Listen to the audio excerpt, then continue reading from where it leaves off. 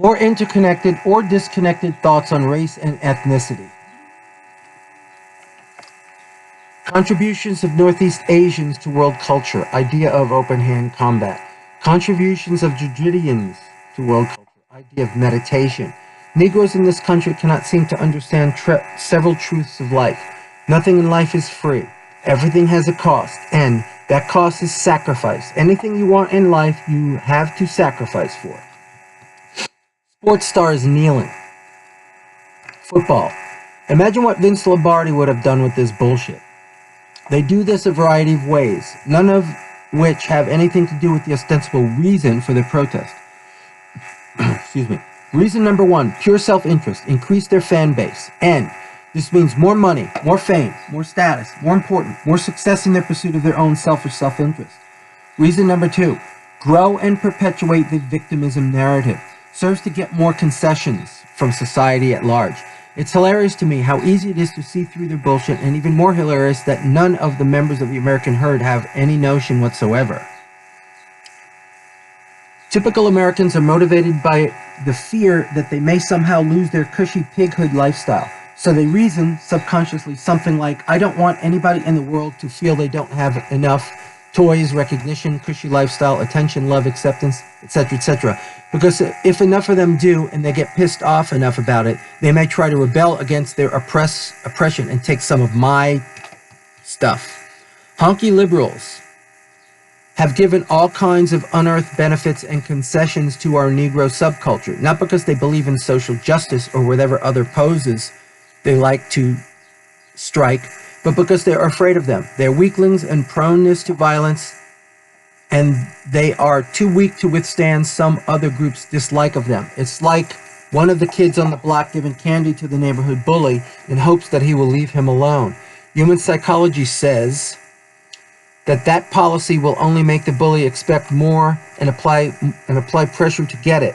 We've been giving in to the Negro subculture for decades now, and the more we give them, the more they will demand. And that is exactly what we see happening right now all over the country. Critics of our Negro subculture. Thomas Sowell, Dr. James Manning. National anthem bullshit. More nigger bullshit and more nigger foolishness. To quote Reverend James Manning. National anthem bullshit. Example of American conformity at its most destructive. The fix for this issue is not difficult. The federal and state governments all around the country all give massive concessions to the NFL because it is now our national sport and national pastime. The NFL gets tax incentives. They have been granted special protections against monopoly laws. Trump could easily take those favors away.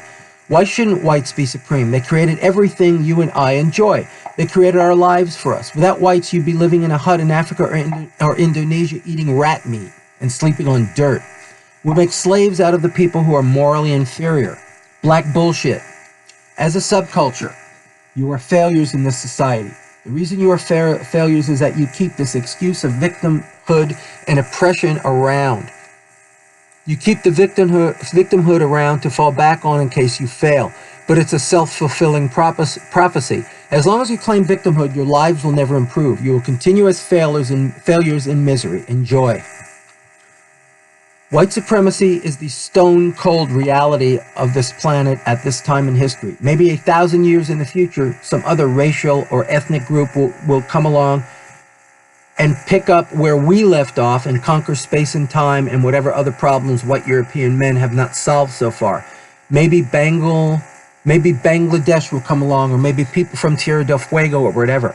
But at this point, all women, all non-Europeans, and all non-whites owe white European men everything. You owe them everything. Get fucking real. Look at your watch. You're acknowledging white supremacy. Play your guitar. Board a plane to go on a trip. Pick up a fork to eat your green beans. White supremacy. Learning to paint oil on canvas. White supremacy. Prove a corollary to Gödel's incompleteness theorem. White supremacy. Measure the speed of light in a vacuum. White supremacy. Flip on a light bulb. White supremacy. Sleep with your psychotherapist. White supremacy. Wear a condom while you fuck her. White supremacy. Invade Mexico as a conquistador with Cortez. White supremacy. Use maps, sextant, to navigate by the stars on superior ships that can sail around the world to get to Mexico. White supremacy. Used advanced weapons of war and military genius to slaughter most of the Mexicans in Mexico. White supremacy. Give your new baby a polio vaccination. White supremacy. We could go on and on and on. If we attempted a complete list, the cardinality of said list would be virtually non-countably infinite. Caucasian European men invented everything. Shut up. There is no objective or generally agreed upon way of determining whether an actual person is a member of any of an ideologically designated category of enemies. African Americans have invaded American politics to a degree far beyond their level of talent, and it's been a nightmare for the country going all the way back to Adam Clayton Powell. I'm saying this because I'm hoping that in the future they'll get their heads right and succeed. I want this society, this commonwealth, this country to succeed, which means I do not want subcultures, racial or ethnic or any other kind, to fail as a group. I want them to succeed. Your racism accusations are your fucking bullshit. Okay? This is what I'm about. This is why I am saying these things and posting them publicly and publishing them. This is why. I want to fix these problems once and for all. I'm sick and tired of hearing about blacks and their problems, okay? The time has come to make them fix their own problems and succeed, okay? Money is how we force the stupid people and the unmotivated people within a society to do the shit work so that we others can accomplish the advanced work. Compare Einstein with a typical ditch digger nigger. Einstein can dig ditches like a nigger, but the ditch digger cannot do cosmological physics. Why should Einstein be forced to dig ditches when he can do more useful work for the rest of us? The ditch digger, on the other hand, can't do much of anything except manual labor like digging ditches. How white European men invented music. First there was the Pythagorean diatonic scale, then the Pythagorean chromatic scale, counterpoint, sonata form, other musical forms. Great movie speech moments from John Ford's How the West Was Won, 1962. Compare these two speeches from How the West Was Won with the Indian speech from Buck and the Preacher below. The two speeches from How the West Was Won represent one European view of what future society in the Old West should look like, with one Amerindian view of what society should look like in 19th century Western United States. Examining anti-whiteness, right? Now, this is the title of a project that I'm working on for the future, which may be a book, and the tentative title of that book or that work, whatever it turns into, is Niggers, Spics, Kikes, and All the Rest. My new war on forbidden words, thoughts, ideas, and speeches.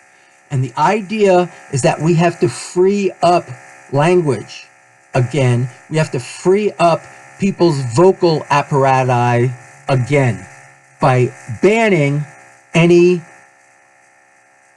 restrictions on words. I'm starting a war on any laws, rules, mores, moralities, or whatever that have decided that certain words or ideas or questions or answers are forbidden from polite public discourse. Racism versus ethnocentrism. Racism is the doctrine that some races are better than others.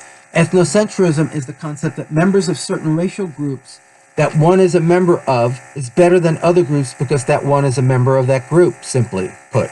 Ideas east and west, abstraction and systematization. Non-Europeans, like Egyptians, understood some mathematical principles such as the Pythagorean theorem. What's the difference in European versus non-European uses? Satiate the bully syndrome, humor the bully syndrome, placate the bully syndrome, anti-Negroism related to anti-feminism, race realism, idea that African Americans do not deserve special treatment of demands based on their history and the preference for race realism. Idea that scientific findings are scientific and not pseudoscience if they are truly scientific. You know, you can call it pseudoscience, but if it's scientific, then it's science, then it's scientific. The Hour of Decision, Germany and World History Evolution paperback, September 30th, 2002 by Oswald Spengler. An essay by the author of Decline of the West, Oswald Spengler, on the need for Prussianism in order to save civilization from the colored peril. Based on Spengler's view, just after the Nazi rise to power in 1933, that the white European tribes were under attack by colored races through a war by various political forces, enemies of the white race. Spengler's writings had a great effect on the racial thinking of Adolf Hitler. Chapters include the political horizon worldview and new powers, the white world revolution, the colored world revolution. Kirkus Review. Here's fireworks for you. A plea for the restoration of Prussianism, for Germany to save the world from democracy, for militarism, discipline, dedication to state. If the white race is to survive the present economic plight, the growth of democracy through socialism and communism is not the result of the war, but rather the result of throwing power to the lower classes, the workmen, the proletariat. The growth of democracy is suicidal. Further, the colored races are onto us now. They're scornful of the white. They have mastered their methods. They can undercut them economically. They are stronger numerically. And with Russia gone, Asiatics, they have the world within their grasp. A challenge, a practical application of the thesis of decline of the West, but also too extreme to merit serious consideration. Questions. Are non-white races, ethnicities, societies, cultures, or civilizations inferior to that of white Europeans? Led by a white nationalist, dozens of protesters carried torches and chanted against the removal of a statue of Robert E. Lee in Charlottesville, Virginia back in 2017. White nationalists wheeled torches at Confederate statue rally. That's a headline, it's bullshit. Dozens of protesters led by Richard B. Spencer, a white nationalist, carried torches and chanted against the removal of the statue of Robert E. Lee in Charlottesville, Virginia. New York Times, nytimes.com. David Abraxas, arguments on Facebook with Andrew James Resto. Andrew James Resto, quote, "The Confederation was a traitorous organization. Why should we be flying their flags or erecting statues of their leaders? We aren't. We're just not letting you take down the ones that already were erected. They were traitors and ultimately responsible for deaths of hundreds of thousands of Americans." That's bullshit. They weren't traitors. Because at that point in American history, federalism was the #1 issue for the nation. And we hadn't decided on it yet. And within the national debate on federalism is the question, can states separate, or groups of states separate from the union, and what levels of connection are they required to maintain with that union, if any at all? So he's full of shit. He's just repeating some other cliche bullshit from some other cliche bullshit repetition artist. Sterling E. Reeves III. Sterling E. Reeves III. I think that it is hilarious that they were carrying tiki torches. I am sure that it was more convenient, but still it is not quite the same as an old-fashioned pitch-soaked rag tied to an end of a stick. If you're going to be a throwback to a blessedly bygone era, do it right. Michael Sheridan. And without the white robes and hoods, I'd have to say this is a total cosplay fail. Timmy Lally. There are a lot of comments on this thread, but these two are not getting the respect they deserve. Amy Cook Williams. Hey Mom, did you see me on TV last night? As an early gift for you for Mother's Day, I went down to the square with a tiki torch and screamed all those cool slogans you used to teach me on the ride home from church on Sundays. Tell Gramps thanks too. I learned a lot from him about those people. Hey, I'm going to text you later. I got a letter saying my Obamacare was canceled, but you know we have ACA insurance, duh. Stephen Scott. If this behavior doesn't disqualify any legitimacy behind their mission in the eyes of the decision makers, we have slid far further back as a country than I could ever have imagined. Dionysus Madden. Yes, white men are responsible for all the evils of the world. We won't stand for it any longer. Hail Clinton. Hail Obama. Let's murder the white man. He's not even human anyway. Liang Y Nam. Why don't you guys go on tearing down statues? That is surely the best way to unite your country. You now have the biggest clown since Bozo as president. And don't tell me he is not a misogynistic racist. You're right. I think he's referring to Trump. John Twynham. Just a reminder that in the aftermath of Brown versus Board of Education, Charlottesville chose to close its entire school system rather than integrate. Well, I don't see any problem with that. Ignorance has long been valued among their kind. They. Us and them, this guy is talking. Frank Hoffman. So easy for so many nut jobs to get attention and even a career out of being a nut job. Milo Yiannopoulos seems to have lost his moment. But Bates Noirs from Ann Coulter to this guy Spencer really need to be remanded to the status of malevolent kooks in a civil 21st century society. P.S. I did, however, enjoy the unself-aware irony of white nationalists and supremacists carrying tiki torches. I don't understand, because tiki torches were invented in Polynesia or something. Bobby Bear. I wonder if all these bleeding heart anti-Lee people would be as quick to try to remove Hannibal from his true place in history. Probably not. Michael D. Gaffey. I think it's wiser, moreover, not to keep open the sores of war, but to follow the examples of those nations who endeavored to obliterate the marks of civil strife and to commit to oblivion the feelings it engendered. Robert E. Lee.